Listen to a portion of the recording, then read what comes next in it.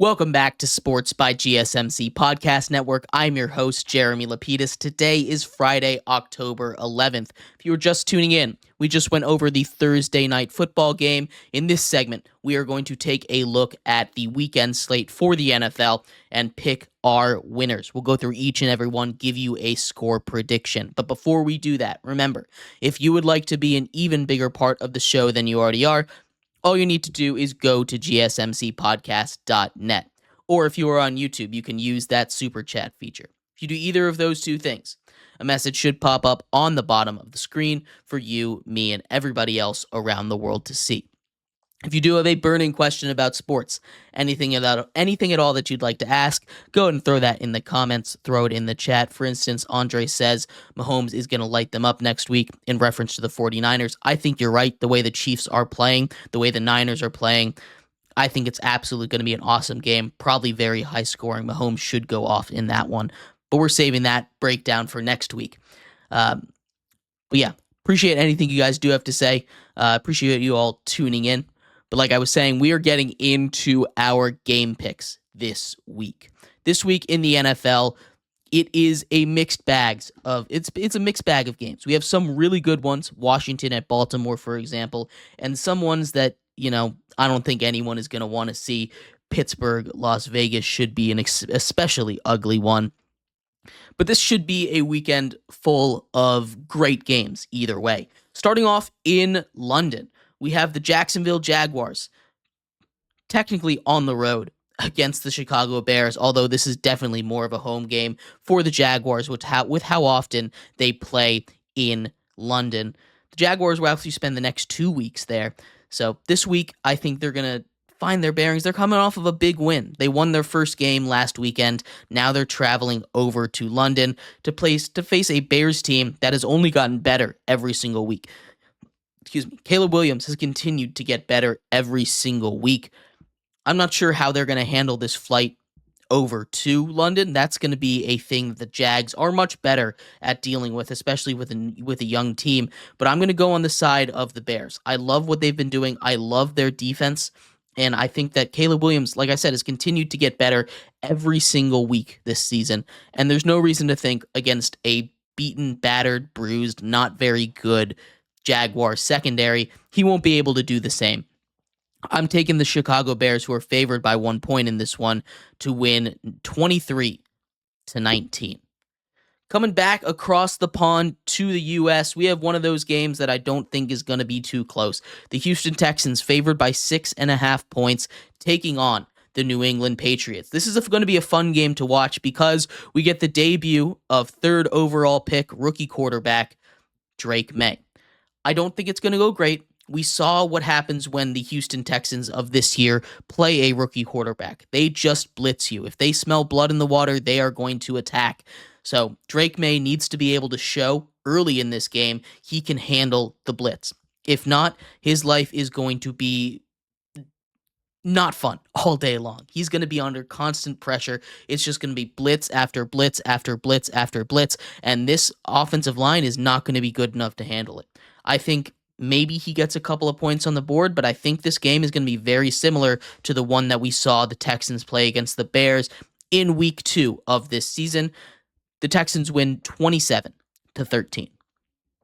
Then we get maybe the game of the week, as Jaden Daniels and the Washington Commanders travel just up I-95 to take on Lamar Jackson and the Baltimore Ravens. This one should be electric. Both of these defenses, secondaries especially, are not very good. Jaden Daniels has been incredible. He's getting MVP buzz, which I think is absolutely deserved out of him. Lamar Jackson, coming off of an MVP, has been awesome. Maybe just as good as last season, maybe better. But they also have Derrick Henry. And I think both of these teams, both of their defenses are bad. But I think the Baltimore defense is slightly better. This is going to be an offensive barrage. I think it's going to be a lot like last week we saw with the Ravens, where it was a final score of 41-38. I think this game is going to go very much along the same lines. Not too much defense being played on either end, but I think Baltimore is just a better team. I think 7 points is too much, though.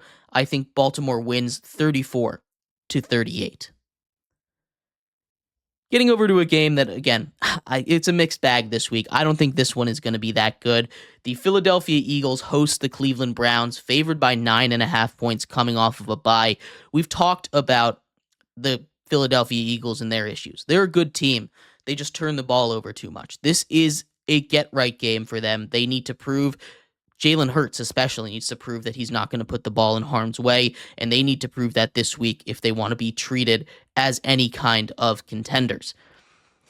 The Cleveland Browns come off an awful loss, and I've been calling for it. Everyone in the world has been calling for it. It's time to bench Deshaun Watson. They're not going to do it because they can't, the way that the money works. It's going to make the trade look awful. The trade already looks awful. I say cut your losses, bench him, try to win some football games so you don't have to sell your team. A team that I think is good just playing with, no morale right now. I don't think this changes heading into a tough environment to play in Philly. I think the Eagles win pretty handily, 34-17. Then we get a game that, honestly, if you look at it on paper, it doesn't seem that close, but I do think it could go either way. A game between the Arizona Cardinals and the Green Bay Packers. And I've been very high on the Cardinals all year. The Cardinals are a team that I think with their offensive or theoretical offensive firepower couldn't compete with anybody. The issue is their defense, very bad at football. Their defense is not stopping anyone right now, and Jordan Love has seemingly found a groove. The Packers are going to get Romeo Doubs back. That's a huge get for them after he was suspended one game for conduct detrimental to the team. Maybe it's not going to matter. Maybe they're not going to use him that much. This should be a fun game either way. Another one of those high-scoring contests. Maybe Xavier McKinney gets another interception. 6 interceptions in 6 weeks is in play for him. That would be insane. That's a great get in the offseason for the Packers. This is a very good Packers team, and I think they're just going to be able to outmuscle the Cardinals. Favored by 5. I think the final score is Green Bay 31, Arizona 24. Then we get a division matchup. An interesting division matchup as Baker Mayfield and the Tampa Bay Buccaneers favored by 3.5 heading to New Orleans. Coming off of a brutal loss, New Orleans starting rookie, another first-time starter, Spencer Rattler, the late-round pick, getting his first start of the year after Derek Carr goes down with injuries. I'm not too sure how that's going to go. I think he's not going to be able to handle the pressure. I don't think the offense is going to run too well under him.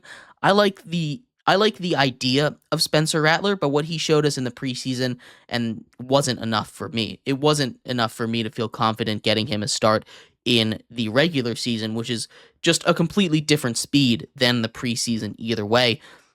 I think the Bucs come out there and they dominate this game. It is a division game, so anything can happen, and adding to that anything can happen, it's an NFC South game, which doubles the intensity of anything can happen. But I'm taking Tampa Bay to win this one, 26-13. Then we get an ugly one. The Indianapolis Colts, without Jonathan Taylor, not sure if we're going to have Anthony Richardson in or not. He's going to start if he's healthy, taking on Will Levis and the Tennessee Titans. Will Levis is named the starter. It's in my opinion, that's a mistake. I know he's a young quarterback. I know he's a guy that has all the tools and skills to be able to turn it around. But like I was talking about with Jalen Hurts, he turns the ball over way too much. It's a good Titans defense. It really is a good Titans defense. And it's being wasted right now on a guy that cannot play clean football. The Titans probably should be the opposite of what their record is right now if Will Levis would just play clean football. Instead, they're down at the bottom of the league, and I don't think that changes this week, although I do think this will be a good game. Tennessee favored by 2.5. I think Indy comes into their house and wins 21-17. We get another division matchup, this one for second place in a division, or second place superiority right now, as the Los Angeles Chargers, off of a bye, favored by 3 points, heading to Denver. This is going to be a battle of two really good coaches. I know we talk about the product on the field, but the coaches, you get Jim Harbaugh taking on Sean Payton. This should be an all-time coaching battle. It should be a lot of fun. These two will match up twice every single year, at least for the expected future here. The Broncos have been awesome. Their defense has been awesome. Pat Surtain has been awesome, but I'm leaning towards the Chargers in this one. I know this is a game that we take a look at and we say Denver at home. They've played great football. Bo Nix hasn't turned it over. But when we take a look at I apologize. Denver's been playing great football at home. But been playing great football, period, right now. They've won 3 straight games. I think this is an opportunity for them to put their foot down and say, you know what? We're the second best team in this division. Winning 3 straight games isn't a fluke. We beat some solid teams. We beat the Jets. We beat the Raiders. This is an opportunity for them to show that what they have is not a fluke. And it's the same for the Chargers. 2-2 start, beating the Raiders and the Panthers. Not the best look. Losing to the Steelers, losing to the Chiefs, kind of expected, but they played all these teams close. It's going to be decided who gets on the scoreboard first is going to win this game, and I think I'm leaning towards Denver in a close one, 22-20. Then we get the Pittsburgh Steelers favored by 3 points heading to Las Vegas. The Raiders and the Steelers both come in limping off of a couple of bad losses, really. The Steelers looked incompetent offensively against the Cowboys, and the Raiders couldn't get anything going against the Broncos. Both, in theory, solid defenses, but still, the way that the offenses had been going for these teams, you expect a lot more out of it. This is going to be an ugly game. This is going to be an ugly game with a capital U. It's not going to be a fun watch, and I've never done this before, but something in me tells me this is going to be a tie. I don't know why. Neither of these teams seem to have competent offenses. The Steelers don't know how to get over 20 points in a week. I think the final score is 20-20 in this one, but that's a little crazy. So just walk with me on that one. Then we get Detroit favored by 3 points traveling to Dallas. The Cowboys coming off of a huge last-second win. We just talked about it against the Steelers. The Detroit Lions off of a bye. They're looking to prove that they are one of the top teams in football, traveling down to Dallas, a place where they got their hearts broken last year on some bad penalties down the stretch when going for 2, maybe some weird coaching decisions, but that's just Dan Campbell for you. These two teams are in very different spots. Dallas has a huge weakness, and that's running the ball down their throats, and that is what the Detroit Lions specialize in. And I don't think this game is going to be very close. Detroit's favored by 3. I think they blow them out 37-17. Heading over to the second to last division matchup of the weekend, as the Atlanta Falcons, favored by 6 points, travel to Carolina. The Panthers are a mess. Atlanta is coming off of its biggest victory in a very long time. It got all of its weapons involved. We've seen that machine fully start to click, and it's still got room to grow. You can still get a little more use out of Bijan Robinson, get those running backs involved a little bit. But Kirk Cousins coming off of a 500-yard game, I don't think he'll quite do that again. But against the Carolina Panthers defense, honestly, I wouldn't be shocked if he put up another 400-yard game. That's just how this Carolina defense has been all season long, and I think Atlanta wins pretty comfortably, 31-16. Now we get into the Sunday night cap game as the Cincinnati Bengals, favored by 4, head to New York to take on the New York Giants. We talked about teams without defenses. That is just the Cincinnati Bengals. They have no defense. They have one of the most explosive offenses in the entire league. And the Giants' secondary is not good enough to keep up with T. Higgins and Jamar Chase. They could barely hold down CeeDee Lamb, giving up a long touchdown to him.